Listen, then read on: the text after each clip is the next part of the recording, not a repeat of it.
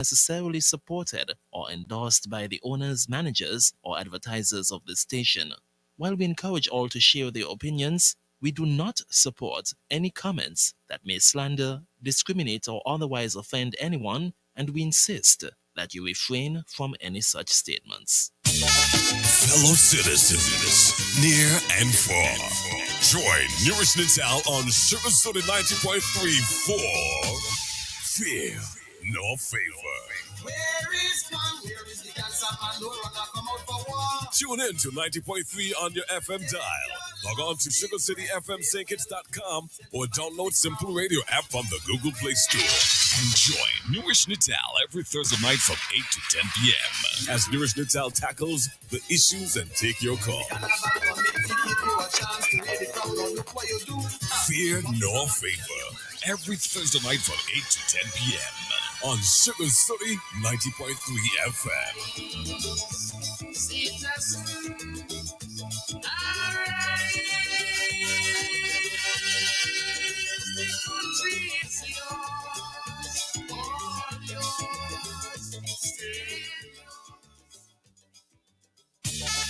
Fellow citizens, near and far, join Newrish Nital on Sugar City 90.3 for Fear No Favor. Where is one? Where is the cancer man? No runner come out for war. Tune in to 90.3 on your FM dial. Log on to SugarCityFMSankits.com or download Simple Radio app from the Google Play Store. And join Newrish Nital every Thursday night from 8 to 10 p.m. as Newrish Nital tackles the issues and take your call. Fear No Favor. Every Thursday night from 8 to 10 p.m. on Sugar City 90.3 FM.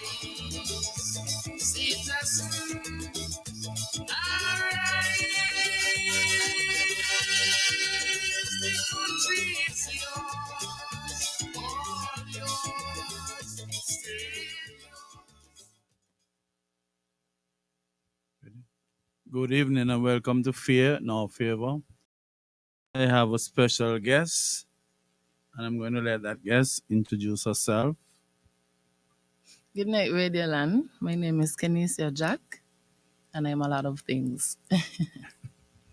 Okay, this is a young lady who could have been anything she wanted to be. As a matter of fact, I think she's one of the most intelligent persons that I would have ever taught. And she had a million choices to be whatever she wanted to be. I'm going to say a million choices, that is without exaggeration. And tonight we are going to have a long chat. We're going to have a long chat because we want her to be a source of encouragement, to many other persons. So, Lady Jack, you'll have to tell me where we're going to start. Where you're most comfortable and where you would like to start. Well, I feel like because I'm able to answer any question, to be honest, we really could start in any direction. But for right now, I would dub myself the CEO and owner of Altewa, which is my business. It's a 24-hour operating art studio that specializes in professional beauty services such as makeup. I've been doing makeup for 14 years, but this business has been newly rebranded in 2022. So Yes. the current business name, it's a new name, but I've been in the industry for quite a while. How do you pronounce the name of that business? It's pronounced Alteoa, and it's actually an original word. It's an acronym, and I put the accent on the E for the pronunciation. But it's an acronym that stands for Adversity Leads to Excellence Universal Arts. Oh, it's an acronym? Yeah. Acronym. Okay, good. Something like my surname. Yes. Well, I'm very happy to have you here. Very, very happy. I'm happy to be We here were too. supposed to be here last week, Yeah. but we did not get things materialized, and you're very much Yes. anticipated today. Mhm.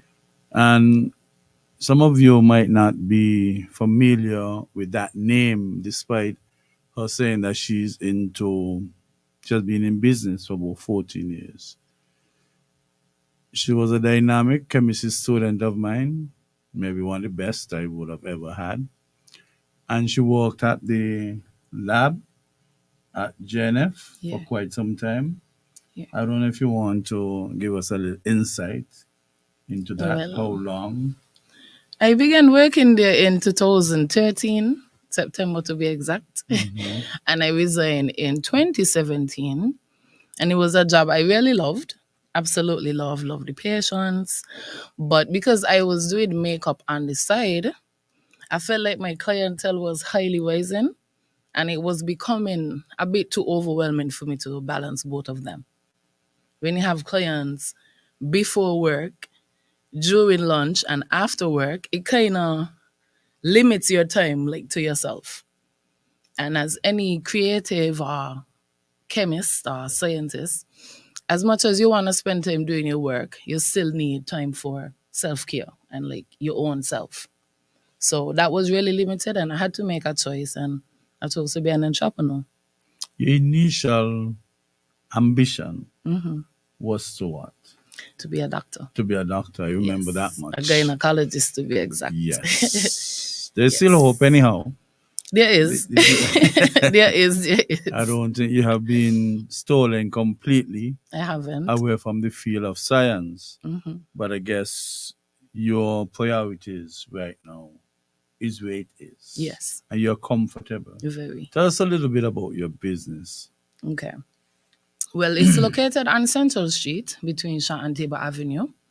And you can contact us at 1-869-760-4431.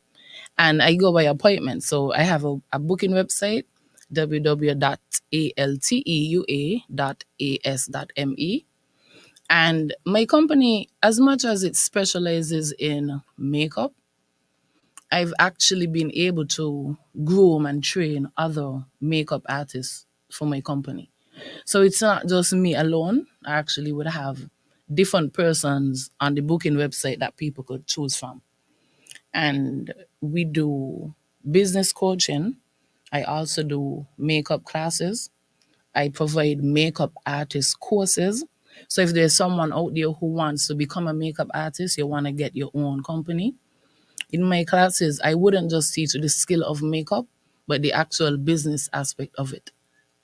So we would actually curate a business plan. We would do confidence building. We would do public speaking. We would do like in-depth marketing so you understand how to make your own posters, how to make your own booking website. Because I feel like when I was younger, they used to have a slogan saying like education is the key. And it Yes. sounded a bit like cliche.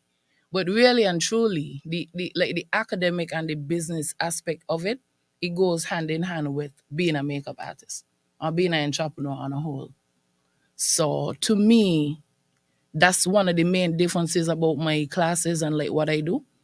And I've also made my business a tool of like helping the environment and the community on a whole. So we would do things like going to the primary schools. Like tomorrow, I'm going to the Dean Glassford School to have like makeup at their career fair. I've done it to a few elementary schools, primary schools. I've done it to Irish Town. I've been at Beach Island. I've been at the prison, and I've been spreading this knowledge of makeup artistry to really uplift people. I've done it at the desk center. So the clients had a chance to do their own makeup and feel extra beautiful. Because one of the messages that I like to promote is that we are naturally beautiful. So you don't necessarily need makeup to be beautiful, but you can use makeup as a tool to enhance your confidence that you have within you already. Did you get this via osmosis, like just being around, looking on, doing research, studying YouTube? Did you have formal training, or your natural talented ability just had you absorbing this with apparent ease? Well, If anyone in Radio Land is listening, um, my sister is actually the model on St. Kitts National Wear, Julie Wiley. So from since I was a little child, I would always be at all of the practices, all the backstage, all of the brown sugar shows, all of these like entertainment settings. So I would always see makeup being done, even on a daily basis in my own home with my mom. She'd be doing her makeup on a daily basis. So for me, growing up, makeup was like a norm, a everyday thing, like doing photo shoots and all of that. Since I was coming up, it was something that I saw as a norm. So even though I wanted to be a doctor, I didn't think being a makeup artist would have been my career choice. It literally was just a hobby, like something you do every day. Like you come here, you do your makeup. It's just like I didn't think it would have been my career though. Because when I got to understand that you were in something other than working at the lab, I think was assisting contestants or something of I that was nature, doing was makeup it? for contestants, like for the pageants. Okay. Yeah, for the shows, the queen shows. But where's Julie? I haven't seen Julie for almost 50 something years. She's been away. She's traveled Well, a few years, about 5, 6 years now. She's been out of St. Kitts, but she's doing good. She's doing really good.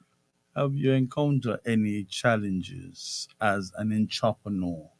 And what did you do to mitigate those challenges as an entrepreneur? Because sometimes the business world, the venture capital, and getting a rhythm could be a bit of a challenge, especially for a young person. Definitely. What challenges did you encounter and how did you overcome those challenges? Well, back to one of the first questions you asked in terms of if I had any formal training. To answer that question, it would be no, because as I said, it was more of a self-taught thing, right? But for me, initially, when starting off, because I started as a teenager, basically, I feel like when you're having a business as a teenager, a lot of adults sometimes wouldn't take you as serious, especially if you have a friendly demeanor, you're open, you have a friendly, warm, open demeanor. Sometimes persons in the beginning would, they would not want to do things the professional way. And some of the things that I had to do to overcome these things is basically create the website, have policies, and I would have, I have a no loitering rule. So you can't bring 10 of your family members during your appointment. I have a late fee. So you can't show up 3 hours late while I have 2 other clients here. You have to pay a deposit. Because sometimes I might go to a hotel or I might be somewhere like waiting for someone for hours. And because they didn't show up, I'm now backed up with other clients and they would be upset or they would be. And it's like, I'm trying to be this nice person, trying to help everyone, but I had to put boundaries in place. And those boundaries would be like policies, contracts, and things of those sorts to protect the company. So you have a legally binding contract. Do you enter into contract with every client? Who do you enter into contract with? Well, the website basically stands as a contract, basically, because I have terms and conditions and you're agreeing to them upon booking. So you would input your ID, you would input your information if you have skin allergies, what's your music preference, because me knowing these things ahead of time allows me to curate a perfect experience for you. Like you might like gospel music, but if you're going to a salon and playing cat, well, okay, I'm not gonna call an artist name, but if the song is very vulgar, like head tapper or something, it would make the client feel very uncomfortable. Whereas if a younger person who like to listen certain more upbeat music, they might hear something and I might go on jazz and they might say, you want to put me to sleep? Like me ain't going back there. So with me, like understanding those questions, that's something that I do. But in terms of like employee contracts, that's definitely something I would allow my company lawyer to help to like assist me with. And because the company is a registered trademark company, I have gone through a lot basically to protect the company's intellectual property. Because another problem that I would have encountered at the beginning of going into this venture, I would curate some out of the world ideas. But then it was very easy for someone else to kind of do the same exact thing and They don't really have to go through the hurdles. And so for me, I had to look into how could I protect my IP a bit more. And those were some of the things that I looked into and was able to get for the company. What about venture capital though? When you're starting out, where how easy was it to get the finance to start up? It And was not easy at all. yeah, You tell us could about finish some the of the challenge. question. Yeah, go ahead. It's all right. How easy Okay, was it? so for me, because as I said, because I was working in the lab and it was something that I was doing piece by piece. So I started while I was in college. And in college, it wasn't like a fast blooming business with clients every day. It would just be like maybe a friend or two now and again. Then the friends would tell their aunts, then they would tell them their other cousins, and then the company was growing slowly. And because makeup in 2024 is a lot different to 2011, the amount of products that I'm using now, I wasn't using back then. But I was able to piece by piece. As one person came, I was able to save a bit, buy one foundation, save and save. And that's what I did up until basically that's what I was doing. Even when I resigned from the lab, and I would tell people this, and when I'm accepting a Grammy one of these days, I would say it on this stage. When I resigned, I didn't have $1,000 in my account. I walked into it like literally like with faith. When I resigned, I didn't take a loan. I bought everything that I have piece by piece by piece, and that's how I built it up. I actually blocked off part of my mom's bar. I bought some sheetrock with the last set of money that I was getting when I was leaving the job that I was working by. Bought some sheetrock, built it up, painted, put on a little carpet, and I went from the table in my house to my mom bar counter to having the little sheetrock area, and then now I'm able to have a better establishment on Central Street. You met any major hurdle even after you would have developed your rhythm, like say COVID, when things slowed down for almost everybody. COVID was actually horrible for me. I feel like that was one of the most challenging times of my life, but I'm happy it happened because had I not gone through what happened in 2020, I wouldn't have been as bold or as resilient or as, I don't know. I sometimes feel like when you hit rock bottom, you're only able to be catapulted to the top. And that's what happened to me. That's exactly what happened. It was the worst thing, but now I'm in the best feeling ever in my life. You're comfortable. You do some, let me pull back a bit. Were you able to apply for and achieve any grants? Yes, definitely. So in 2022, and I feel like after continuing, I'm going to scroll back to what happened between 2020 to 2022. But Yes. in 2022, I actually was hospitalized, and I'm willing to delve a bit more into that as the conversation goes. But after coming out of the hospital, someone told me that there was a workshop basically happening.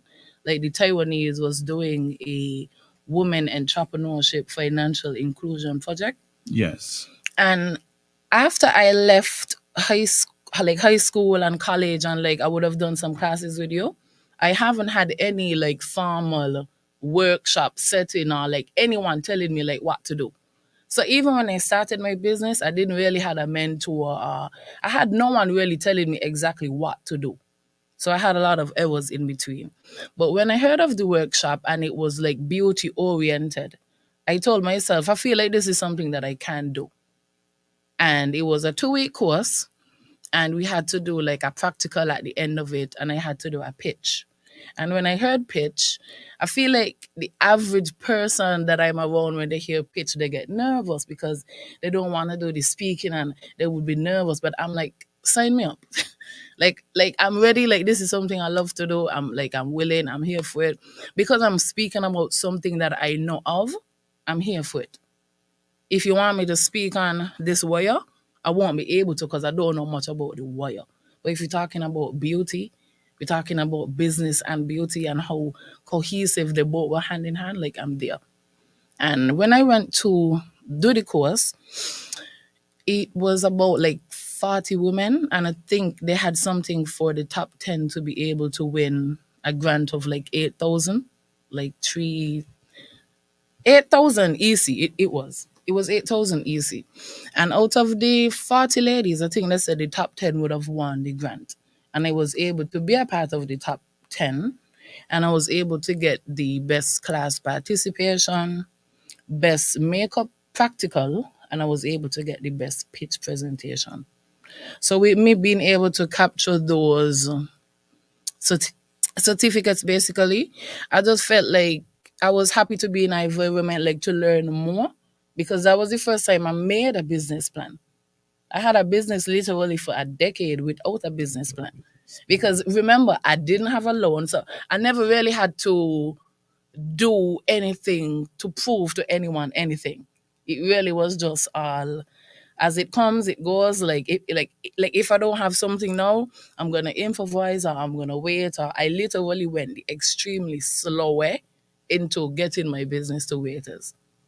It wasn't like an overnight blow up. No, it really was a lot of hard work. And then after that one, last year in 2023, they had another grant for like small businesses. And I think 40 businesses were able to capture like a $5,000 like booster grant. And I also was able to sign up for it. And luckily, I had done the business plan, because the business plan was one of the prerequisites to sign up for the small business center loan, booster grant, sorry. So basically, with me going to the workshop and having like a wider knowledge and more business aspect of having a business in St. Kitts, it allowed me to be able to get another grant. And I also was able to win the trademark opportunity from the intellectual office. Yeah, I was able to capture that as something as a prize for actually just submitting a video talking about my company. Okay, excellent. So you're on the move. Yeah. Do you have any projected target in mind? You know, sometimes you have. I've been teaching for many years, and people will say, "Why don't you open a school compound?" But I feel where I'm having my classes, that is under control, very manageable. Sometimes when you attempt to take it bigger, you start to lose The passion control, and the or you essence. might have to employ a few persons because of the magnitude to which you're gone. And then the quality of service, because I'm only one person, I don't have any twin or triplet siblings. And I could recall I was trying to get a young lady to teach English and literature. And she came and she tried out, and everything was nice. The parents and guardians said, excellent, but we want you to teach our children. Yeah, you understand? I understand Yeah. So even completely. though the person was very proficient, they they still wanted me. So sometimes you find yourself in a position where I could only expand this business that much and no more, because then I would have to call in people who might, I don't want to say dilute Yeah, the perception of the business, but could be challenging at times when you try to expand your staff. definitely. Do you have staff? Are they permanent staff? Do you train them? What is the interaction between you and your employees, and how difficult it is to really maintain an employer-employee relationship? Well, from since 2016, I had my first like makeup artist assistant. Hmm. And this was before I even went full time into doing makeup. So it was still a side job, but I had an assistant for my side job. Okay. And it wasn't as, I don't want to say professional, because I feel like I was still professional, but it wasn't like contracted, like on paper. I was still very young and I was still feeling out like, are you really somebody boss? Like, is that child myself? Like, like I'm a right? It's like, would they even study me? And it's like, I feel like because I was doubting my maturity, because I am a bit like funny, like based on my personality. But when I'm doing my work, like I'm very serious. It's like a switch. Like I could just be laughing with you, but if I'm stepping into my work, like I'm very serious, I'm very focused. And I feel like because when you start something like on a playful term in the beginning, it's kind of hard now for this person to see you in a serious manner. First impression Yes, counts. and that was one of my first mistakes, like upon hiring persons in the beginning. And it would be a lot of like friendly situations, so it's like I'm not conducting an actual interview, and that's something I started doing like probably like from 20, like probably like 2018. I started actually having persons go online, you fill out a form, then we do an in-person interview, then we do a makeup practical, because I need to see where you're at before hiring you. This isn't a job where your 11 subjects matter. Makeup is a completely different ball game to like the academic side of it. So for me, after I see where the person is at with the practical, I would then know sign them on to an actual contract, and then we would have like a little 3-month probation. And the staff training is something that is definitely a part of the job, because even though you can do makeup, because I have some set collections, like I have some set looks, like they come with different things. So I've created like standard operating procedures for some of the looks. So even though you can do your style of makeup, you should be able to do different styles depending on the different clients. Because I value client satisfaction over my company having a signature look.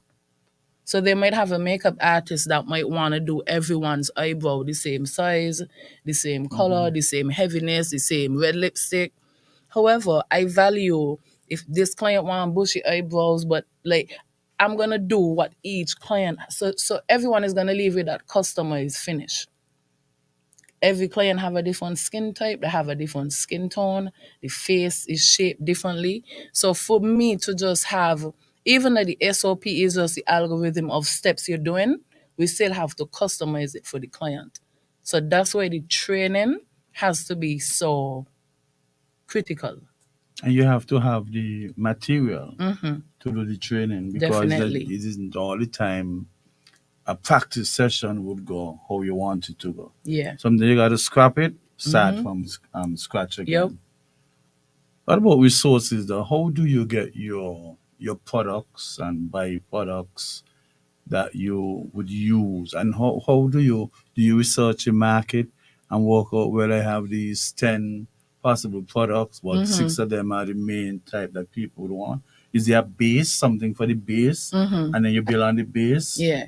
Tell me about it. So what happens is, me personally, and I feel like this is why science is part of my company's tagline, because the chemicals and the products and like knowing how they work, the different client skin type is one of the main things for me to know what base I'm going to use.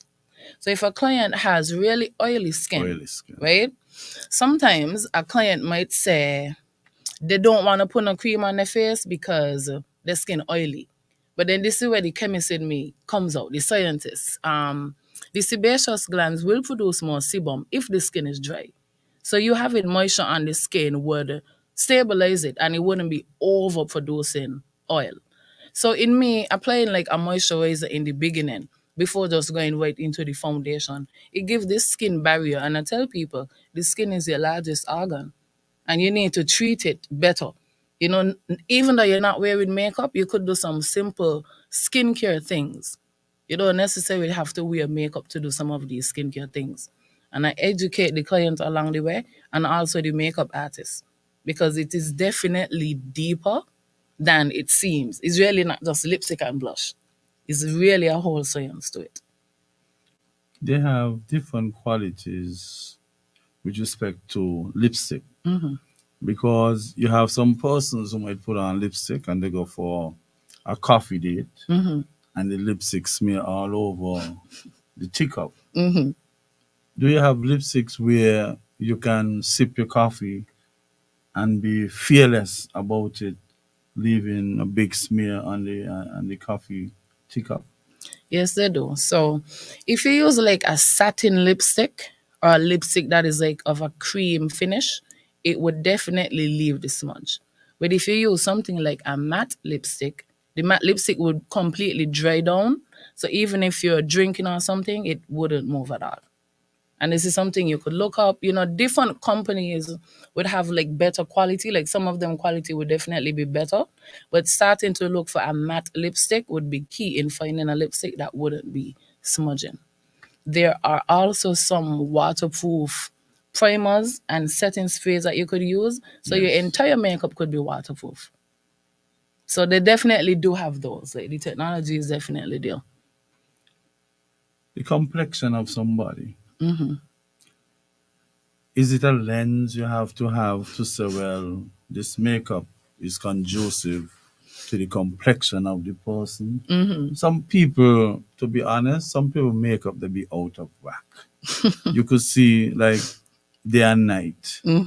No smooth transition into where are going from here to there. They got the face look and the neck black. You understand? But the makeup up here giving them a fair Yeah. complexion. You understand? How do you go about dealing? And because some people you can't convince that this is not for you. Yeah. Do you accept a client who would dictate what they want? And knowing when they step out and somebody asks of them, who helped you with this makeup? And they say, Lady Jack.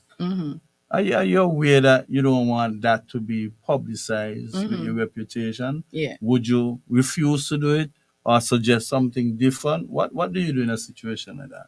So I feel like the way that my website itself is even set up and the confidence that I try to push into my clients to accept who they are from within, loving how they are. And this is something that I do like on a daily basis, even on my personal platform.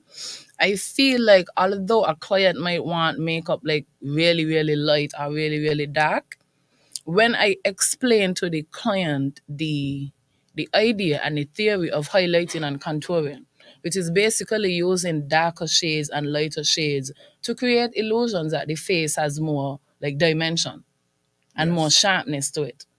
So if the client wants to be really, really light, I can apply a lighter foundation, but then because it would be contouring, I would just apply a bit more contour to balance it out a bit more, so the end product would still be very much so wearable and matching to them, but I still would have to show the client what it would really look like without it.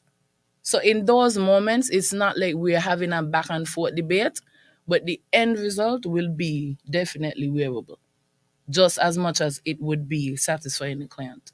I try to find a balance between both. How far down do you go with makeup?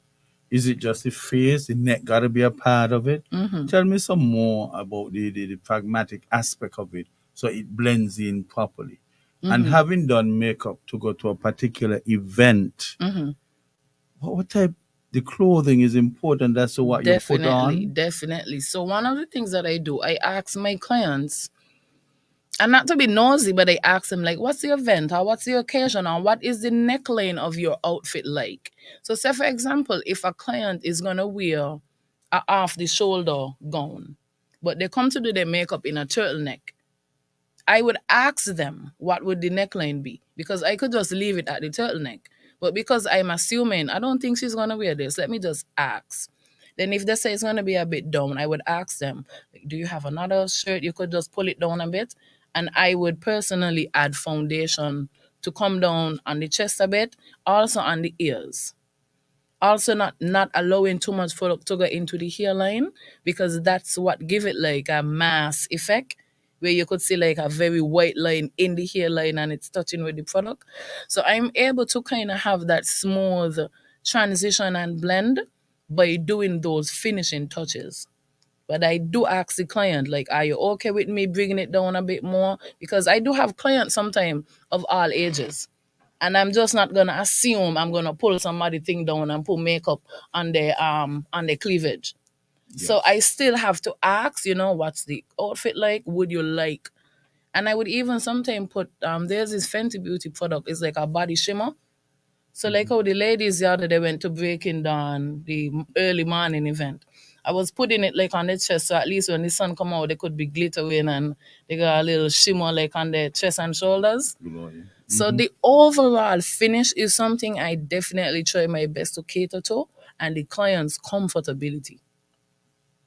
Not just I want go work how I want and it's my business, so it's all about me and I could choose everything. And no, the client satisfaction matters. How about the hairstyle? Is that important as well? The hairstyle is important because, say for example, if the client is wearing a bang, no, I would pin the hair back, put the makeup on still in the area, and then so even if the hair blows, it would be on properly. But the hairstyle can make a difference if there's a lot of like gel in the hairline, if like a wig is on and it's really like push back. Sometimes like the client would ask you to help them like kind of fix their wig to the front. So one of the things that I started doing is having a service where I would like fix the client's edges. That's like something where they have like the baby hairs like swooping. Because some of the clients don't know how to do it, but time the makeup finish, it could mess up sometime. Or there's a new trend where we put tape over the baby hairs so that the baby hairs could stay how they How they're yeah, baby supposed to hairs, be. that's what they are. So basically we now putting tape over the baby hairs to secure them. But I actually have like a hair washing like station at my studio, Yes. and I have had a hairstylist there at a point in time, but she's not with me yet at this time. I would like a hairdresser still in the future, but because the makeup has been like the company cash cow, it definitely takes up a lot of my time with the planning, because like that is really the main focus. Like that's what gets booked the most. So I'm not able to delve deeper into the expansion in the hair department as I would like, because the we have been a lot more focused on the makeup aspect of it. When you do makeup and you discuss with your client will decide, look, I'm leaving from here and I'm going straight to the event. Or some would go home, do whatever they have to do, and then leave. You find the balance. You find that most of you have persons who come and would like to go directly to the event when you finish with them. Well, most persons actually would like to leave from the makeup to go straight to the event. And I actually have a get ready with me service package where I actually help you zip up your clothes, strap up your shoes, oil your hands them, help you put in your earrings. I'm able to help you do all of that if you're going straight to the event. However, persons would book extra early because the slot that they want is booked out already. So it's not really that it's their preference to come 5 hours before the event, but sometimes they have to because the time closer to the event is booked out already. So they're not able to leave straight from my studio to the event. Have you ever had to go to an event to assist a client on the spur of the moment? Maybe a queen show they're having, and they have the different rounds and whatever else. You have ever traveled with them to assist them? Yeah. Because you got some ladies that wear clothes that they can't even zip up themselves. Yeah, Yeah. it could be a bit awkward too. Yeah. So I've definitely done the pageants for sure. I had clients who were doing like photo shoots. So I would go to help them like at their photo shoot. Sometimes I would help them with their poses. I would help them with their outfit, like putting on the outfit. And I would give them like makeup touch-ups while I'm there. And I've also done makeup for movies. Like right here in Sync, it's like I've had some outside, so it's not just all studio gigs. I would do house calls and I would do a lot of other like event makeup. I actually do makeup touch-ups by some of the events also. So like at the actual event, I would be doing makeup touch-ups at the So you event. need transportation to provide you with that flexibility. Definitely. Yeah, I could imagine. And it sounds good. And it would catch on a little bit more till Definitely. the hair part of it. Let me understand something. When you say the baby hair, could you tell me precisely what is really in reality? What is this baby? It just maybe a few thing you just Yeah. thing on there. Where do we Yeah. get the hair from? Is the person's own hair, but you So, just cut a bit somewhere and just well, to be honest, some people do cut their personal hair, so it yes, could seem fuller, but it really should just be the very small strands of hair to the front. yes. But for some persons might want to have a more dramatic swoop, they might actually comb down some of their like their other hair Mm-hmm. and cut it so it could be able to swoop like that. But most of the clients, when they have the baby hairs that they want to get taped down, is usually because they're wearing like a lace front wig. That's where the hair is like plait back completely, as stockings is on the head, and then like the wig is on top of the stocking. So the edges is actually fake too. So it's Okay, not their natural hair. It's but not it's a some leave out, okay. but it's the actual wig having the edges also. So that's something, something new. I want to ask an awkward question. I hope Mm-hmm. nobody's listening. Mm-hmm. Have you ever helped somebody to supplement their appearance, Mm-hmm. and after the makeup comes off, you can't believe that's the same person? I have known persons Mm-hmm. maybe go to an event, Mm-hmm. pick up a date, Mm-hmm. they spend some time together. Mm-hmm. Morning would have met them, and they're looking for the person who they took home or they Mm-hmm. were with. God, they look different. Totally different. That is the power of makeup. Not serious. Okay, so You're to looking answer around this in the question, room and you wonder where the hell this person gone. You understand? yeah, okay, so to answer this question, right? There's different types of makeup, and I'm gonna be very, very frank. I'm gonna be very honest with you. There are different types of makeup. So they have natural makeup, which is something that I personally would wear a lot. It wouldn't be too much. Like I'm wearing natural makeup right now. Hmm. It's not really any eyebrows different or eyeshadow or lashes. It's not a huge difference, right? However, some people like a full glam makeup, which is like more than one foundation layer coverage. You know, it's a lot of concealer, it's a lot of powders, it's a lot of blush, it's contour, it's eyelashes. Remember, the contour is already shaping the face in a different illusion. Hmm. So the contour is able to make the nose look slimmer. So the Hmm. lady would look like she have a nose job or maybe wearing a plastic. If it is exaggerated, heavy makeup, right? If it's super heavy, the nose can look like you had a nose job. If the face is very contoured, it could look like you had a facelift.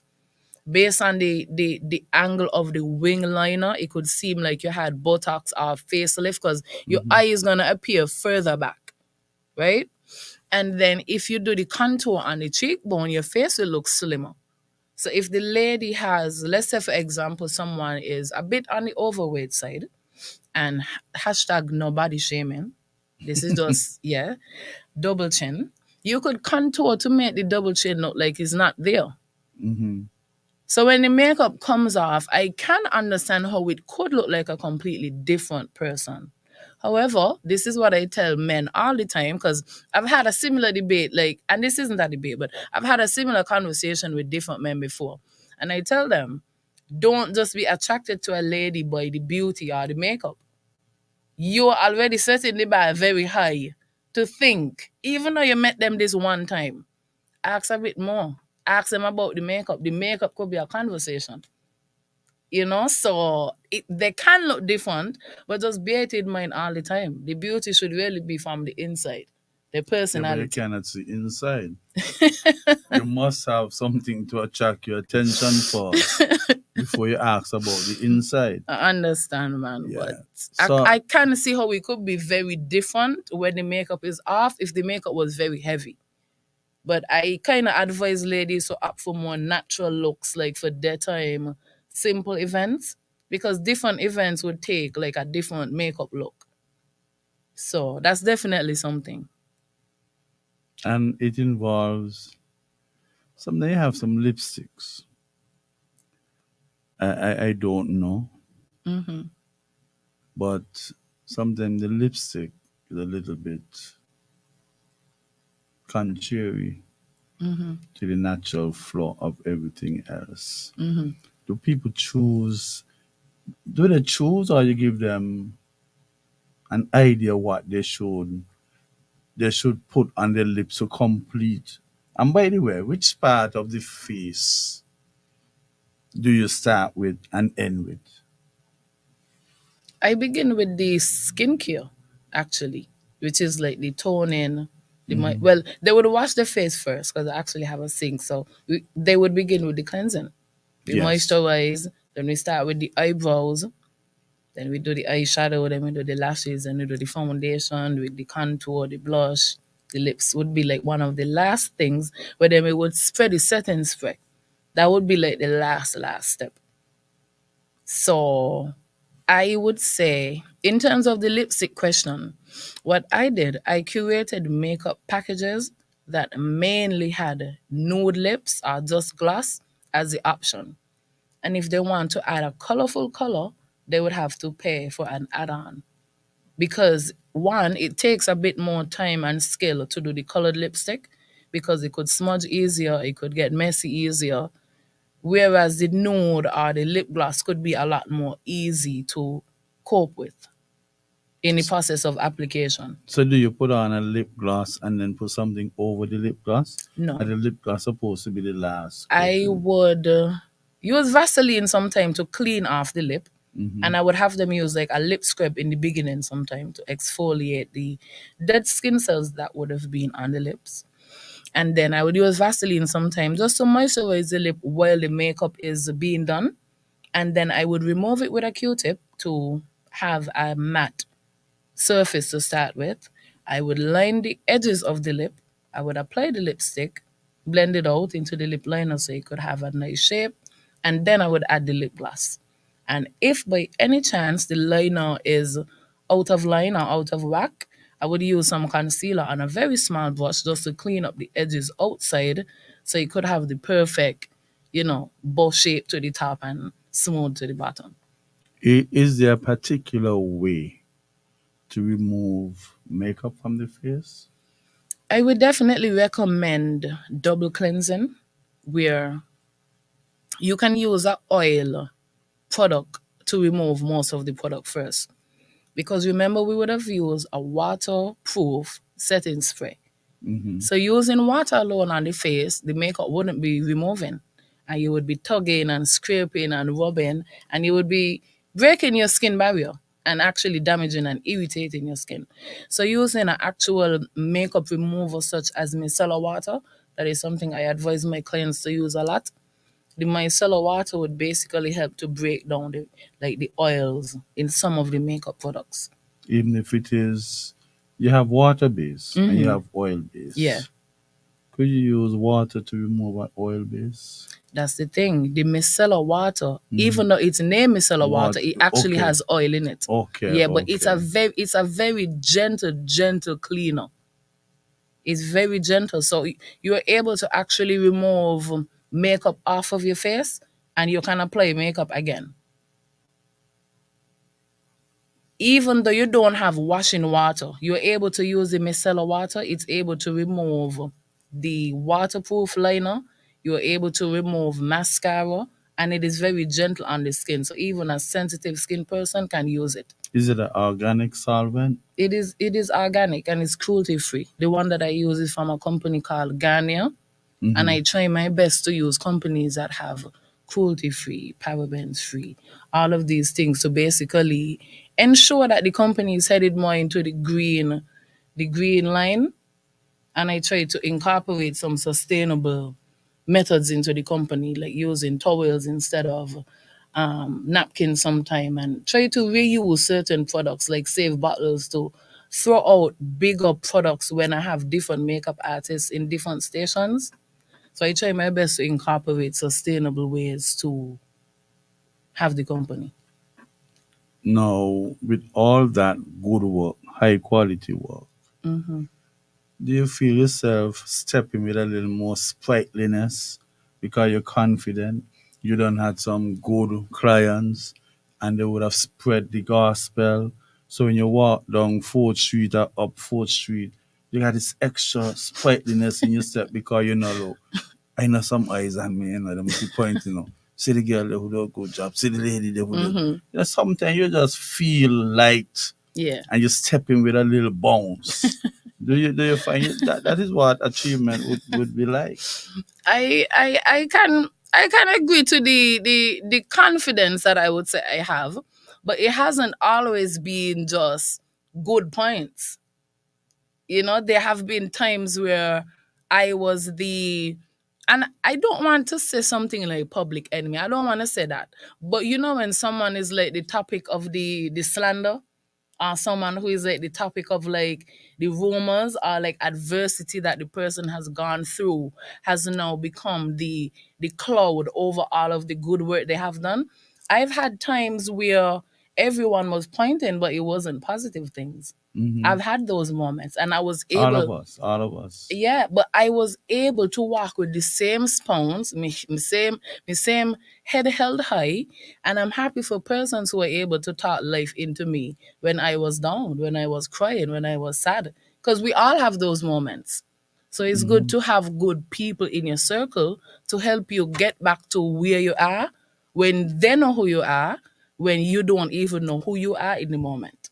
So your circle is important.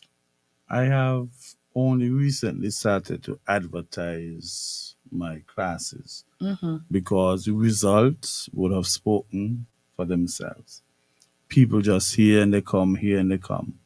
But in the current era, you have a lot of competition, and as such, you have Definitely. to make that extra effort to be proactively putting your stuff out there.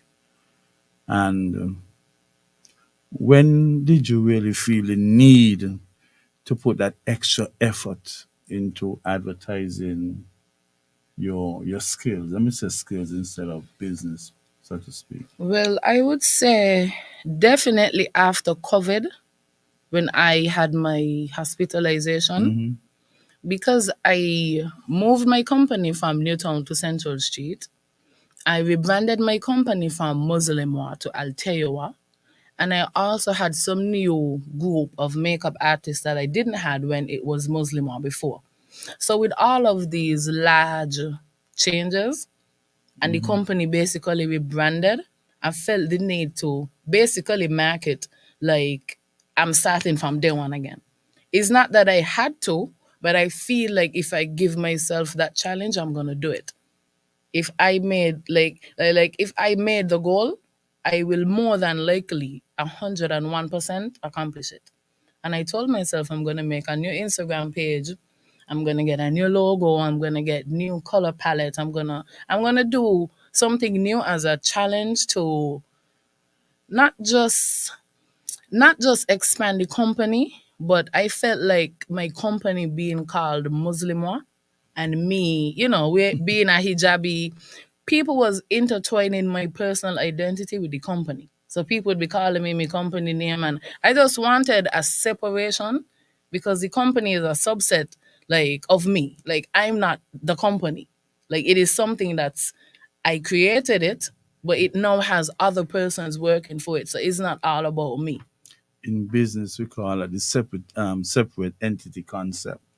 Because I can recall one time there was an individual who was insured with a particular insurance that I worked for as a claim adjuster.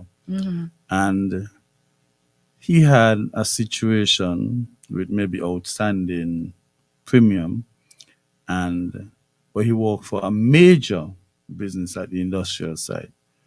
So the business vehicle got into an accident, and the higher up authorities then felt as if they should not pay him because he had money outstanding. But it was his business, and one was his personal vehicle. And even though I was working for that business, I let them know it is unfair. And I utilize the separate entity concept. A man is separate and separate from his business. And you cannot say, well, his business owes you, so you want to transfer it to him. You understand? So you're correct. And something in the name of a business, so because we got spirituality. Yeah. And our population here is not so big on the Muslim aspect of it. People perceive certain things in different ways, and it could affect people above their shoulders. And maybe for maybe just superficial thinking, they might say, "Well, I don't want to be a part or do any business with that person who has that name." So I believe it was a wise move to get it changed so you keep your separate entity concept going.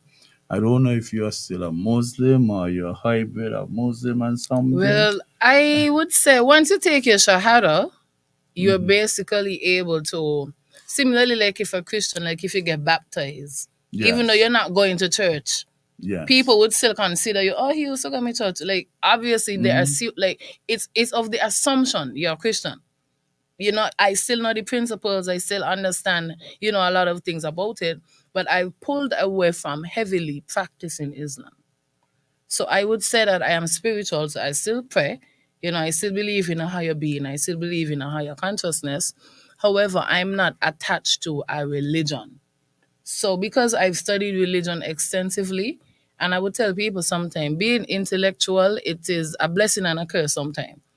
Because sometimes like the more you know and you're able to view things like from a wider perspective, because you're able to respect someone who is a Buddhist or someone who is a Muslim, like because I'm able to understand what they're on, I'm not gonna segregate. Because I feel like if I go into the segregation, then I'm going into what is not of God.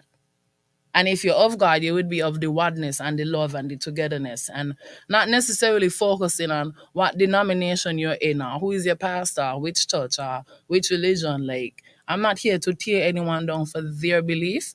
I'm going to respect people's belief, but I'm not going to segregate and say that the man talking to you because your pastor better than mine. And I don't like that part of the religion conversation. So you have a personal relationship with the Supreme Being, Definitely. and you don't really have to identify with a particular religion. Christianity, you could be a Christian because you believe in Christ, but whether or not you're born again Christian, that is the other layer, the onion as you peel off your first one. Now, empowering the youngsters. You have been empowered. You empower yourself by either the acquisition of knowledge or acquisition of skills and being competitive. Yeah. Because you cannot get empowerment if you do not have the scope of being competitive. After all, you're not in a monopoly. So you're alone there, and regardless of what happens, you're going to make money or you're going to survive. It's all about competition. And I understand that you go around to the various schools targeting, I don't know, mostly females. Am I correct? Mostly females. Mostly females because We do services for men too, but it's not as, the percentage wouldn't be as high. It would be like a 90 to 10% ratio. so they actually have makeup for males. Yes, they Yes. do. Actors, it might have a company that might have a director board doing a photo shoot and the men doing a photo shoot for a portfolio. It could be, you know, a male model. It could be an artist. It could be a musician, somebody going to do an interview for film. Some of the movies that I was doing. So since I was working in the hospital, I was doing male makeup. I've done drag makeup. I've done, you know, persons of the LGBTQ community might want to do a drag queen makeup. But I tell people that the makeup for every man does not have to be lashes, blush, lipstick. It could be supernatural, just like if you read in the news. They're wearing a natural makeup. You have persons that Zeta is a TV Yeah. and people who doing podcasts and those other stuff where the fields would have to be. And they might need a little, I don't want to say help up, Yeah. or something. There's a need Just for certain areas. supplementary Yeah. improvement. Just if it's a bit oily, sometimes just a bit of powder just to mattify it. Because you know, on camera, the light is extra bright. So any shine you have on your face, it will look extra shiny. Yes. So the powder is not necessarily to make you, I don't know if I could say this on Sugar City, but the G word, Yeah, yeah. because people would be like, makeup is, but it's an art. It's for everyone. It's for anyone. It's something universal. I could remember I started a television show, Forward Thinking, Mm-hmm. and I in ZIZ studio. I never sweat so much in my life yet. We had to break at some inconvenient times for them to Mm-hmm. give me a towel Mm-hmm. to to dry off the sweat off of my. I tell them, look, let me say something now. I would not be back until the AC, everything around here was fixed. 'Cause it was ridiculous. Yeah. Something you got a rhythm going and discussing something, Mm-hmm. and you have to stop for somebody to throw you a towel to come on. So I can So see the space for that sort of thing in yeah. studio. No. See how the waterproof setting spec could help you? Right. Yeah, man. No, Trust serious. me, it definitely is a wider scope to not just, the colorful type of makeup. It's different type of makeup. Now, do you have a lot of males around here competing with females to do in the makeup industry?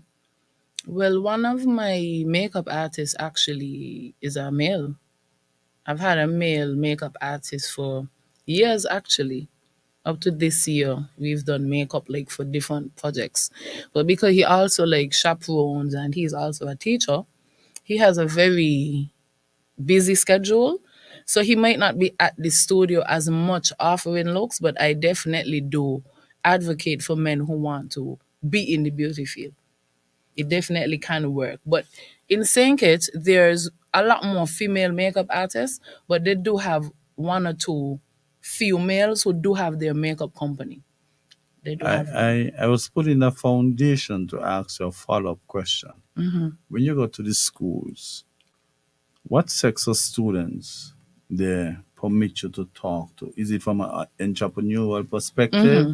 or the specific business that you're into in terms of Well, empowerment and because encouragement? they have been career fairs, they would have me, the fireman who got a corner, the skeleton people who got a corner, a physiotherapist who got a corner, somebody who does the nails. So it's like different careers, so they're able to go. But when they come to my section, I would tell them, makeup, you could be a content creator. Like you could be a male and very much so be in the beauty field without being the beautician. Like my partner is basically my content creator right now. Like the filming of like these videos, like the creation of like digital products within the beauty field. That is slowly gonna be an upcoming, very like lucrative field based on projection like for 2025, where if you're looking into like skills, that is something, the content creation, the business aspect behind the beauty. You could be an accountant for a makeup artist. You could be, so it's not just limited to being like the actual artist, but more men could definitely do a lot more in the beauty field. What about the AI? Hmm. Is there space for the AI? Is the AI going to be taking away jobs from beauticians and that sort of stuff? Well, the AI, Artificial intelligence, the yes. AI feel like could be used for good and bad. Whereas Chat GPT, for example, I don't know if you've heard of it, but it's an app where basically you could ask it almost any question and it would give you back like statistics and stuff like that. So there might be makeup artists using Chat GPT to curate all of their Instagram captions, right? However, because you're pasting this exact thing, even though they said that it gives you unique sentences, so it is not going to be like plagiarized, it doesn't have the brand voice that you actually carry in person. So how I word a lot of my wordings on my posts, people sometimes ask me if I using AI. I'm like, no, I actually am very versed in English. So I'm able to actually come up with those very savvy, marketing hooks. I'm able to do that. However, if the brand voice isn't messaging based on the copywriting that you're putting up, if it's not matching, the business could kind of seem like in person or online, it seems like this, but then when I'm here, the person ain't talking to me like this. They ain't able to, so Yeah. you could kind of set yourself up to not live up to the client expertise and their expectation of you as the beautician. So even with just the wording, even with like the editing of some of the posts and stuff like that, you can overly edit something. There's slight edits you could use sometimes just to brighten up something, or something might be embarrassing on a client if something might be showing that shouldn't be showing on certain things. But there's such things as like having a balance, and there are things as having like overly done that's not matching the brand image that you want to put out with the work that you're actually able to do when the client leave. So there definitely has to be that cohesiveness. Not just because another makeup artist posts this exact thing, you're going to post it. The person might be making a casual statement, but you're not putting this on a professional posting. So you just have to know like the overall aesthetic and like representation of the company. Like the brand identity is important to understand from early. You spoke about plagiarism. Is your product that you put together a different combination? I might put 10% of that, 15% of that, and come up with this. And sometimes it's trial and error as well. And it comes out maybe after the second, third, fourth that this is the perfect thing that I want. How do you advertise the ingredients in your stuff that you use? Composition. Not necessarily in a heavy way. Like I don't have like deep posts all the time talking about it. A lot of it is more so of the looks them. But what I started doing last year is I had this thing called like I'll tell you one news, where I would have like a picture of a different employee like every other week, and I would have like some makeup like theory facts about some of the products. But that's like the closest I've gotten to that. I haven't had like a full blown campaign on like the makeup or the composition of those things. But I had a marketing strategy consultation with a company last year, and based on my like background in science, that was one of the things discussed in the marketing strategy. But I just haven't rolled out a campaign delving a bit deeper into the makeup and science behind it. Have you ever tried the international maybe and try to be a branch of some major international where, okay, for example, we do thing at the brewery and you have to be able to prove that you can mix the concentrate and everything properly so it wouldn't deviate too much from the original thing out of Trinidad. Just like KFC, you have to prove that you can prepare the chicken and everything else, just like how the major parent company would do it. Is there a possibility that you could get connection with such and maybe go away for training and produce what they want you to produce? Well, because a production line is something that I've had on my business plan as a long-term goal for a while now, it definitely is something that will be something. I'm not gonna say the most of it on the radio Yeah, because I it understand. is it is right. That's all I'm gonna say for now. It is, but in terms of like the company itself, like becoming a franchise, definitely yes. I'm gonna say Right. thumbs up for sure for that. The mere fact that we have done makeup in Navis and St. Kitts at the same time for certain events, and me actually having like a team, it's definitely shown me it's definitely doable, it's possible.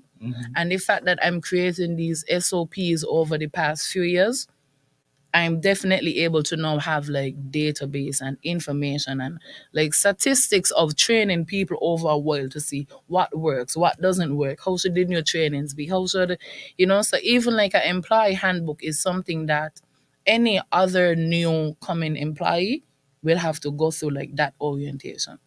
Excellent. Yeah. We have Carnival, we have Culturama, and we also have Miss Caribbean. how do you get into that groove? How do you retrofit yourself in there? Sometimes it's who know you and who you know. You find yourself being welcome, being invited Yeah. easily. Is it a struggle to be a part of those major shows? Well, as I said, I really don't like to use the word popular. It's Mm-hmm. really not one of my favorite words. But as Mm-hmm. I said, because my sister was a model Mm-hmm. since I was Really? a child. So it's like most of the chaperones and promoters and Yeah. like most of those persons would have known me since I was down here. So my career, even getting from lab to makeup artist, I would say it was a little easier for me based on my like family like background and That's, their relationship with the entertainment industry. So it definitely gave me a boost, but then I work 10 times hard to keep adding on to that. So even though I got the boost from it, I myself did a lot. So what I do sometimes, and as a any entrepreneur listening right now, I would like to tell you guys, don't be afraid to shoot your shot. Don't be afraid to pitch. You could run an idea by somebody and they say yes. Like don't think like this company too big or this company too far or they in the States and they established for so long and they would never study me. Like you going in with that negative thought or like limiting belief, you're already canceling out yourself. Like you're rejecting yourself before they reject you. Like build up yourself, build your confidence, and sometimes you shoot your shot. You ask the promoter, can I do XYZ with you? Like, can we do like it is that I don't want to say it's that simple because to build up courage to ask a complete stranger something, it could be really terrifying for someone who's more on the quiet side. But to be in business for a while, you have to step out your comfort zone. It's an absolute no, must. it's interesting you talk about confidence at an early age.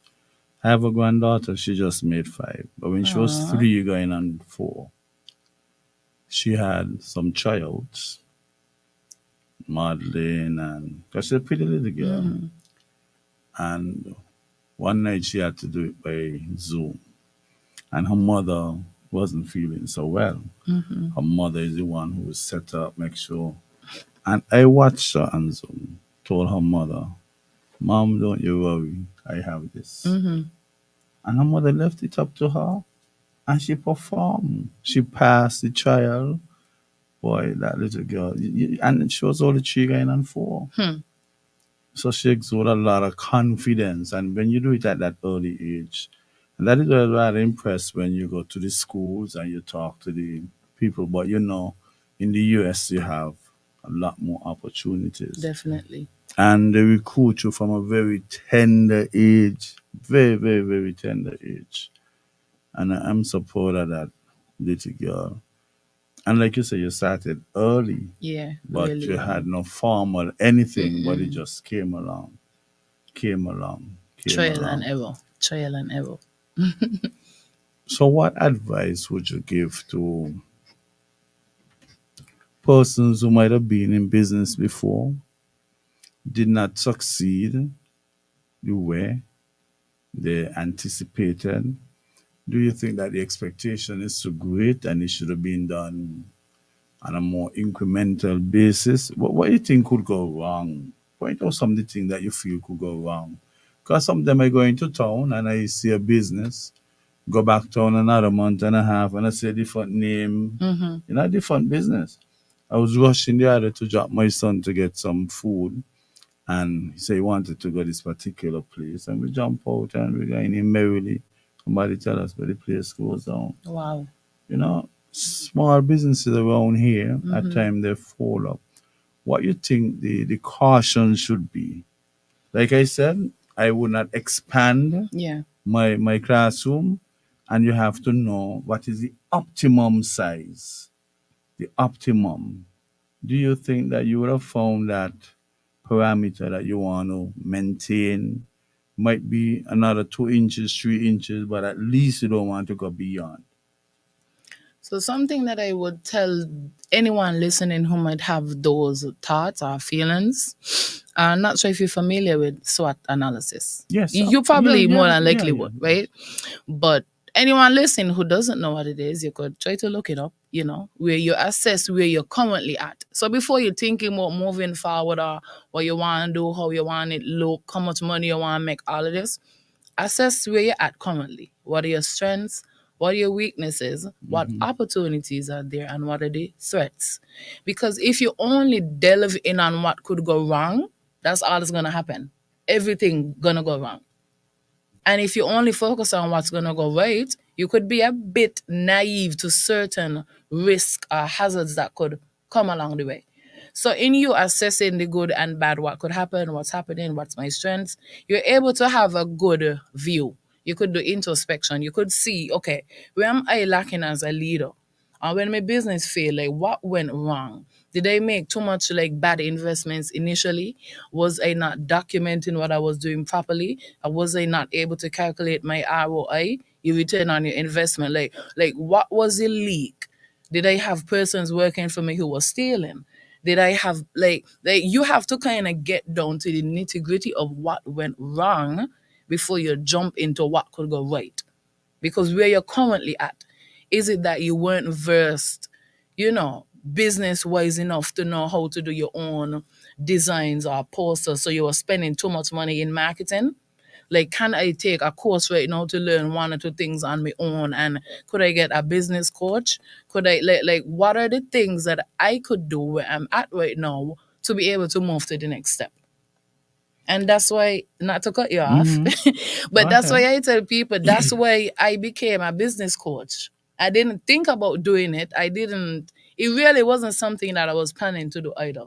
But just like the makeup became so natural to me that I was getting clientele for it, because persons saw how my business fluctuates so much over the years, went up, went down, this happened, but I was able to keep that standard, that and the passion and the same fire in my eyes that I did 14 years ago to now about the same makeup topic. And in me doing that, in me changing this adversity to this excellence, and I'm so open and transparent about it, persons want to know how I could help them do the same thing. I really used to do it literally just for free. But then when so much people now begin to see the results, it now kind of came a new service offered at the company. I like how you talk about ROI, return on investment. In accounting, we call it return on capital employed, which is basically the same thing. And sometimes pure persons are too quick. They want to break even, but they don't understand it's a risk you're taking, and you might not break even within a year. Maybe even 2 years might take you before you break even. But after you break even, you can't go backwards. It's only forward you could go after That's you the would have beauty gotten about it. even. Is the patience. You need a little bit of patience, and you need to know what could I tweak in order to expedite the break even point. But you got to establish all of that. You have to establish it. Just recently, I was helping somebody with some economics, and it was basically about break even point. And if you don't break even because you're not selling the appropriate number of products, you might have to ask for a grant. How much grant would you need if you only have the capacity to produce X amount? When by producing X amount, you can't break even. So you have to walk out and show the persons who potentially could give you a grant why you just didn't break even. And they're impressed by that. You understand? It was an economic question, but you have it all over. You have some businesses with departments that make losses. You understand? But it is important to be a part of the overall picture because you make last year, but at least you bring people. And while they're there, they're going to patronize the next department that is actually making humongous profit. Yeah. Sometimes it's just attraction. You might have your business and you walk home, and it's not everything you could sell. It's not everything you could transact for money. Sometimes it's a mere attraction. Having people there, it increases the probability that they might patronize something else inside of the business. you see when you said that you don't want anybody loitering. You can't bring 10 family members to hang around. Maybe as you go, you realize, oh, people sometimes they spend a long time at the beauty salon and they might not have any place to leave the children. And sometimes a little corner there where two of them could play. But in time to come, because you cannot And I always, made a solution for you, but I didn't want to interject you. I wanted you to finish. yeah, you cannot exclude children sometimes. You just have to make a little accommodation. Just have some Definitely. flexibility. Definitely. So to answer that one, because I love, love, love children, and I know that somebody sometime, somewhere would want that on my intake form, I asked if persons would be bringing an extra person, they would have to just pay an additional fee. Me having a child inside of the studio, and it's not really just about the money, it's about the child safety also. Yes. The risk I was years ago when I was in Newtown, a child almost put a mirror down on himself, and then my company would be liable for the child being in danger. And I wouldn't necessarily have been able to deal with that at that time. So I told myself if I put certain barriers in place to avoid it, I will. However, if the child will be there, the name would be on the form. So I still would have account and documentation of who will be there, and we could Yes. have that arrangement. With me knowing that you would be bringing two people, I'm able to know, okay, if two of my makeup artists had appointments at this time, they now won't be able to because the studio would be too crowded. Because it's not a huge space, which is why 20 people coming with you, it wouldn't be physically possible. However, with me having the conversation prior to the appointment, we're able to work out something and negotiate and basically meet in the middle. So you're here. Once a child is in my studio, even if the client next door wanted to hear on head and shoulder, I'm now gonna play Gracie Connor or children music, children Right. friend, because the environment now has to automatically change. So all the big woman pastor talk what may have been happening, which is something that I don't encourage. It is why I don't like I'm the happy lot to of hear you group say up, that. I'm happy to right? hear you say that. Right? I like for my studio to feel like you're in a spa. So you're hearing, calm sounds and you should feel comfortable and confident. Some ladies coming to the makeup might have hyperpigmentation, or they might have some hormonal issues where they might have, beards or certain things like that. And when you're doing your makeup and somebody child pointing and laughing, it could be very uncomfortable. So that is why, we have to meet in the middle. At least if you type in your child name and you pay an extra something for your child to be there, you would more than likely tell your child to sit down when they're misbehaving than when they're just pulling down things. Because had you not known that it's a risk in the first place, you would be more cautious on what you're doing. Do you have situations where a lot of facial hair? Because are you into grooming the face with hair in it? Well, I personally wouldn't do any grooming except if it's the eyebrows. Reason being, the time that it can take to do that, it would definitely need its own appointment. And because I'm not versed in the area of the hair removal, like with the waxing and stuff like that, I'm able to refer another one of my like makeup artist friends who does the waxing and the hair removal. So in that essence, and this kind of follows up to the competitor question you had earlier, St. Kitts has a lot of MUAs, but some persons are niche down to specialize in certain things. So I would refer the person to get your face waxed by my friend. And then when you finish getting your face waxed, then you could come to your appointment. So two small businesses are getting something and we both get to do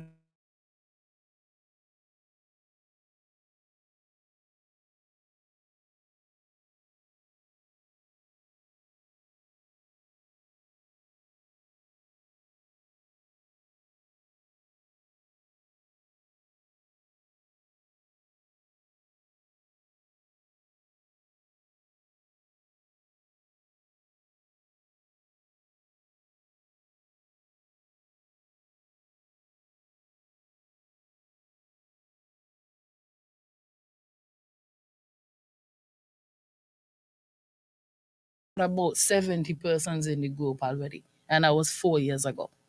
The Okay. number of MUAs have almost doubled since then, and it's definitely, I wouldn't really call it oversaturated because everyone isn't doing it on the same level.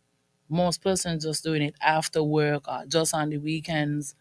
So persons have choices now, and I just feel like it helps me personally to keep evolving and keep the ball pushing because I don't like to just stay and do the same one thing. So I personally like it that there's more people doing makeup. I personally love it. But how do you manage that? Because most of those salons are like gossip factory, you know. Mm-hmm. Gossip mongering is a highly concentrated event Mm-hmm. in doing hair, beautification, all that sort of stuff. Mm-hmm. So how would you stop it if it just started? Because someday you have somebody actively involved in your services and Mm-hmm. somebody is waiting, Mm-hmm. but then they're conversing. Mm-hmm. How, So what back to the diplomacy intake would you farm, use? one of Yes. the questions that I asked on my farm is, would you like a quiet session? Would Mm, you like an educational interaction? This is with me explaining the products to them and what like the mm-hmm, procedure mm-hmm, is. Or would you like an authentic MUA session? Authentic MUA is just the person just being themselves. So if a mm-hmm. song come on and you're vibing and you're chilling and like you could be, I don't want to say unprofessional, but you could be more casual. You could be a bit more informal, but I wouldn't say unprofessional.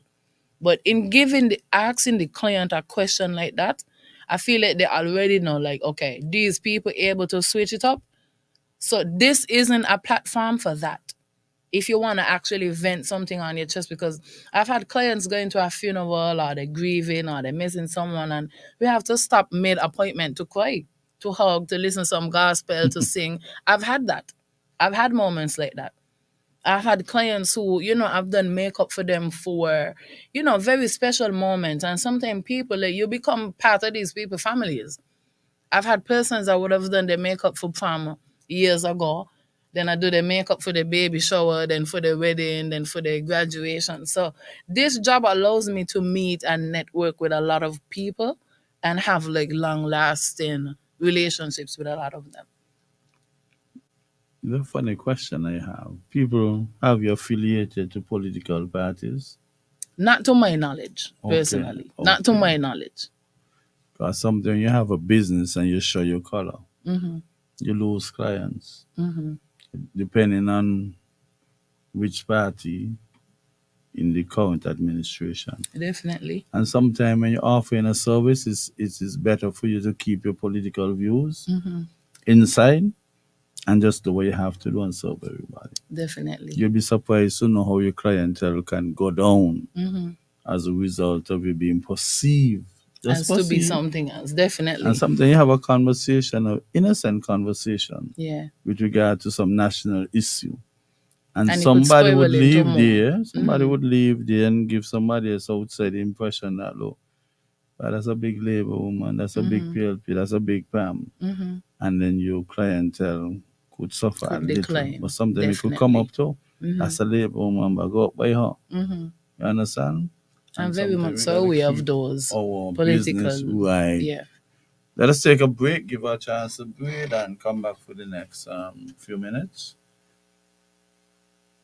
Fellow citizens, near and far, join Newrish Nital on Sugar Soda 90.3 for Fear No Favor. Where is one? Where is the cancer man? No runner come out for war. Tune in to 90.3 on your FM dial. Log on to sugarcityfmsyncits.com or download Simple Radio app from the Google Play Store. Enjoy.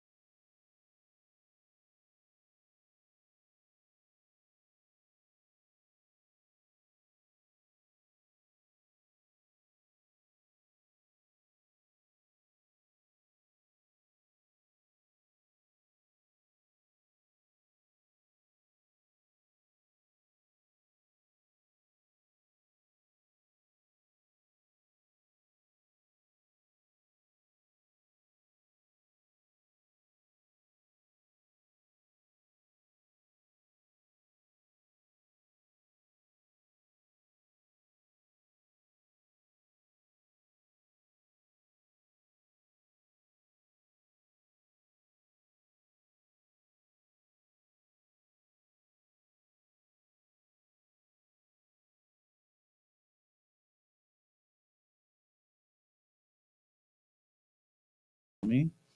And I think that we would have had quite an interaction. And this is what radio is for. You have to bring information to persons that it could be transformative, could be instructive, it can be persuasive in a way because sometimes you might feel, well, I'm not too keen on the topic. But if you listen, there's always education to be had if you are an active listener. Just don't let it go to one ear and come to the next, like your parents used to tell you. And the last thing that I put on the table to her was whether or not she's being perceived as having any political affiliation. Because at times, something you're having a slight conversation. You will not always agree with somebody. You might have Labour supporter, they're discussing a particular topic, but you disagree with their view. That doesn't make you anti-Labour. At the same time, you might want to play devil's advocate because it is a debate. If you come and you say A, you're traveling that path, I could just make up my mind I will travel B. What do you think about that? Well, for me, I always say everybody in a different moment, you could have a different perspective and it could change tomorrow. Nothing is written in stone. And people literally will be people. So, as transparent as you are, you could literally be an open book. Anybody could label you to be anything. And persons who are committed to misunderstanding you, they would carry on the narrative, right?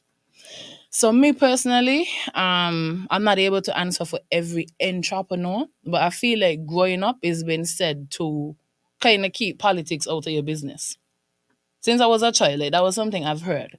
And then like as a child growing up, sometimes people would feel like your parent is this, or your grandfather is this, Yeah, or by your grandmother is extension, right? your auntie is this. But I tell people that I have family members and people are able to make their own decision. Sometimes somebody might try to persuade you or tell you to do this or to do that, but at the end of the day, you should have your own decision. Like from you make 18, you should have your decision.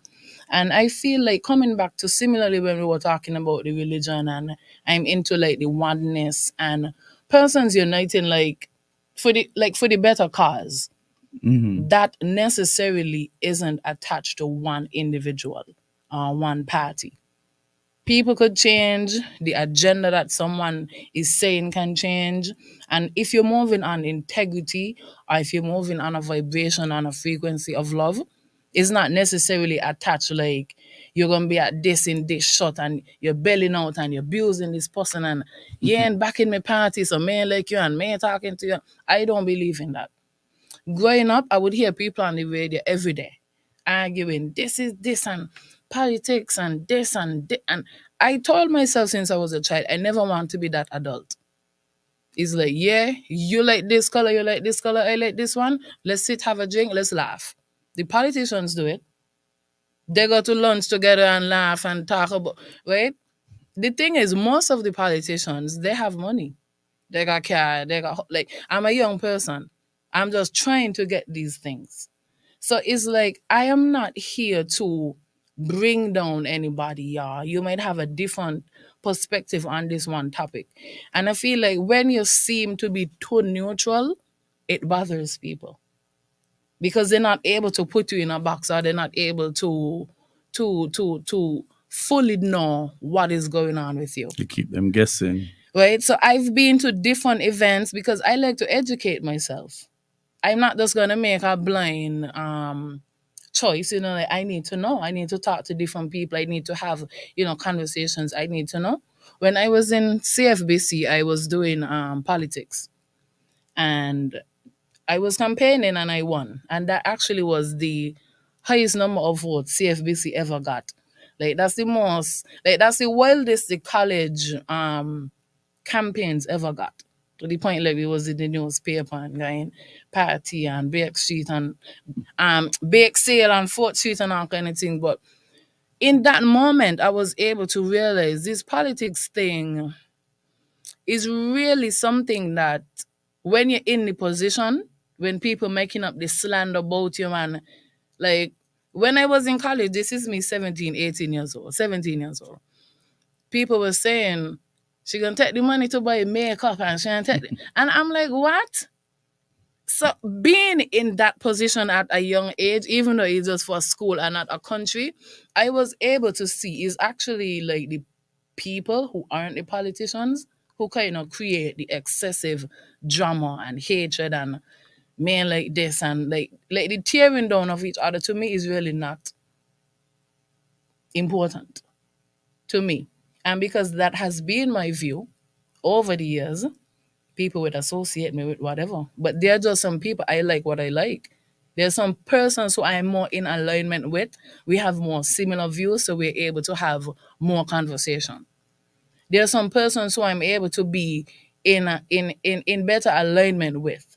Like if you weren't the host right now, I probably wouldn't have been this comfortable and answering as good. Because some people energy is just different. They're not into what you're into. So for me, I just personally feel like people should be in alignment with what feels comfortable to them. You don't necessarily have to parade yourself as something. It's like if you know, you know. If you want to know what I'm doing, come to ask me specifically and let's sit down and we can speak about it. Conversation. Yeah. Let's have that conversation. I'm terribly proud of you, to be honest. I'm overwhelmed with the satisfaction and gratification I would have accumulated knowing that you have come this far and at a very young age, because maybe this way you would have spoken tonight might give somebody the impression that you're making 50 next month for your birthday. Now you understand? Yeah, I've heard that. I've had interviews. I've had persons tell me that before for sure. And you have to maintain that level headedness. You have to keep your mind open. You have to welcome all. You have to listen. Some of us assume that I'm in this field and you're not, so what advice you could give me? And that is not ideal, because you could get advice about something from somebody who is not an expert in it. And it Definitely. can go a long, long, long way. Could remember one time in sixth form we trying to solve a math problem. And he had this guy, in sixth form you choose the subjects that you want. He wasn't any math whiz, but he said something. And we said, back said, but that's the thing. That's the thing. Yeah. That's the thing. And we there looking over, Yeah. looking over, and can't advance past that particular juncture. And when the fella said it, but we look at each other and we say, but we're Yeah. full of mess. He perhaps looked at it with some new lens. That's what happened. Right. Yeah. And So he something, bring a new perspective to the equation. right, something you don't always see what you're looking for. And that is why sometimes you ask somebody to read over something for you. Because your English could be perfect or close to perfect, but something you're missing. You might have used father when you meant father. And because we're not a culture where we've been using this word father often, some of us just use further anything we talk about. Sandy Point is further than Old Road when we're traveling west. And that is so incorrect. You have to use father because of physical distance that you can measure. But you would not hear it. You understand? And you have some person, the word occasion has in two C's, one S. And some person, because they're not absolutely certain, they use it one time with two C's, another time in the same piece of work, they use it with two S's. And I'm just saying that you know that something is a problem for you. It will only take you 2 minutes to put that gray area into distinct shades of black and white. And you would never take that 2 minutes.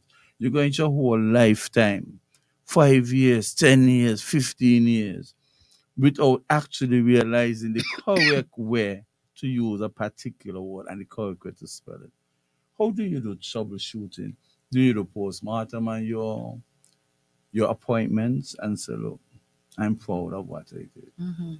But still, you say, boy, I think I could have put a little bit more there. So Are you always pleased with the finished product? Are you in always the feel there's in the room? in the standard operating procedures that I have Procedures. for the looks, assessing the client satisfaction and then fixing any changes is a part of it. But then I would have a debrief. So if I have a long work day, sometimes I would have me debrief like with myself, or Mm-hmm. maybe I might have it like with my partner, and I might go to the looks and like if this could have been corrected, it's not that it doesn't look good, but it's Mm-hmm. something the next time I could step up on I could do this darker, I could do Excellent. this more bold. So I do that to keep myself sharp and Right. iron, sharpen iron. So sometimes I would have like in my staff training, if one of my makeup artists finish, I would have her assist me with grading the other makeup artists. Mm-hmm. No, I learned this from a very cool teacher that I had who used to let people come up on the board and let them be the teacher. His name is Mr. Nital. And what I realized in that teaching technique is when you have to be on edge, because you know if you're going to be called on to lead the session, it kind of gives you a different optimism that you wouldn't have had because if you're in the class and you're just chilling, it's like they're gonna ask me nothing like maybe where they got to, so That's the I'm gonna problem. right. Mm-hmm. So for me, that was a technique that I was able to really stay sharp with.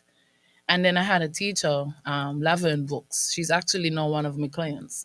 She taught me Caribbean studies at CFBC. CFBC. And she would always try to have these surprise pop quiz anytime.